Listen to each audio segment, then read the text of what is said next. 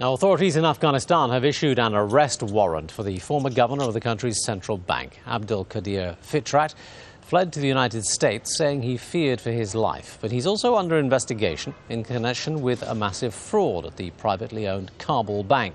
That almost collapsed last year because of mismanagement and questions over its lending practices. Well, let's get some more on this from the man himself. Abdul Qadir Fitrat is in our Washington, D.C. bureau, live, and joins us now. Thank you for being with us.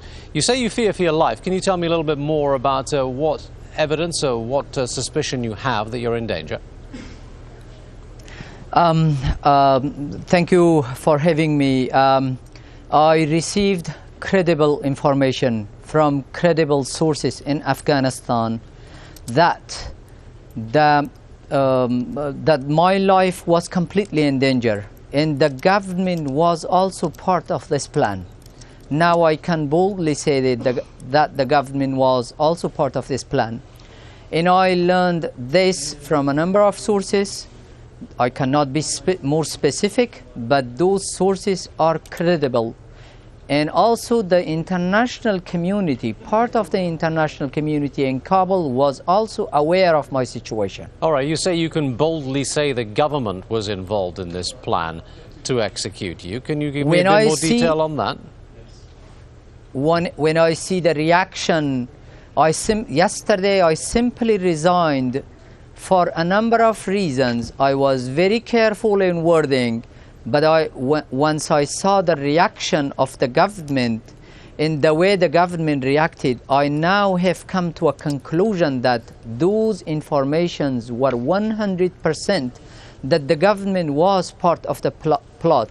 Because the government, and particularly the president, knew that I knew a lot of facts about how they stole the public depositors' money, the deposits of small Afghans, farmers and carpenters that they saved in Kabul bank. They used that money for political campaign, and they knew that I have evidence for that. I requested investigation of those who were responsible. The president himself stalled this investigation time and again. Well, you say you have evidence. At what point will you make this evidence available for public scrutiny? About what? About you're claiming that the government was involved in corruption and involved in trying to arrange for your death. You just said you had evidence.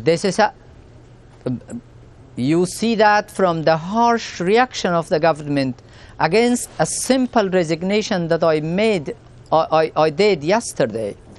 And now that the lies that the government is telling about me and its different organizations are saying about me, all of them indicate that how government was planning to discredit me and at the same time to eliminate me in my voice, because I was the only voice defending the people and defending the public depositors. The public deposit money, that 14 million of that went to the presidential election that was marred with fraud.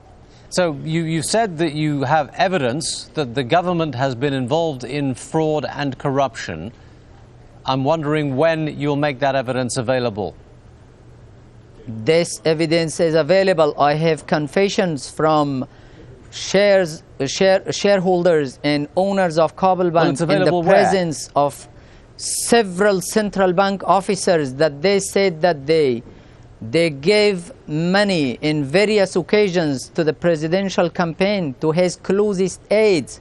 They bought 70 expensive vehicles for the campaign. They covered the entire media campaign of the president. The president's brother also took millions of money illegally under fictitious names from that bank, and also other relatives of other high-level authorities of Afghanistan also took dozens of millions and possibly hundreds of millions of dollars from that bank that they have agreed they have acknowledged significant amount of that Sorry to interrupt, Yeah. but you're making all these allegations and accusations, and you say this evidence is available. I still would like to know where we can see this, where we can actually examine it, because these are very, very serious charges against the leader of a sovereign nation. It's going to need some support, isn't it?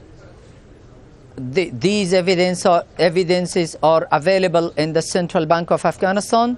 These evidences are available in Kabul Bank's, with Kabul Bank's investigation team, but unfortunately I'm not, I don't know if they will be able to make it available to the public, because they are also afraid of their lives there in Kabul, and I'm very concerned about them as well. All right, well, a warrant has been issued for your arrest on charges that you too were involved in matters that bear investigation.